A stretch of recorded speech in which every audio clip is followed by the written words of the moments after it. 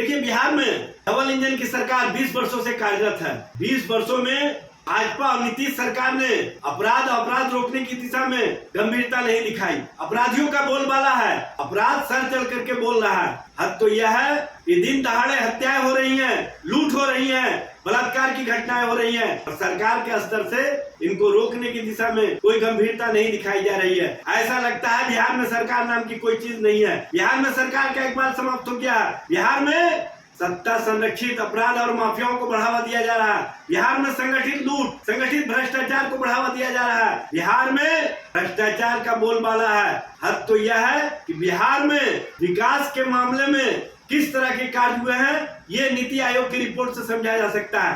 नीति आयोग की रिपोर्ट के अनुसार बिहार विकास के मामले में सबसे फिसड्डी राज्य है। बिहार में शिक्षा, चिकित्सा, बिल्डिंग इंफ्रास्ट्रक्चर और अन्य मानवीय सूचकांक के मामले में बिहार सबसे फिसड्डी है।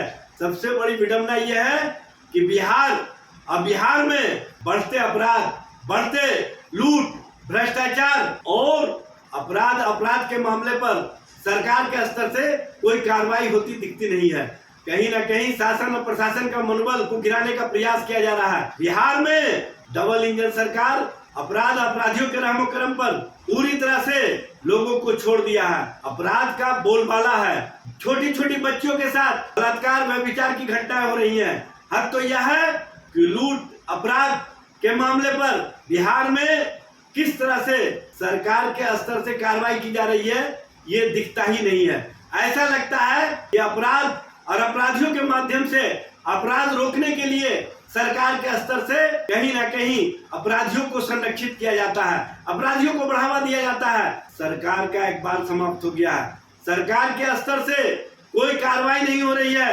बिहार में 60,000 के करीब 20 वर्षों में हत्या हुई है। 42,000 के करीब बलात्कार की घटनाएं हुई हैं।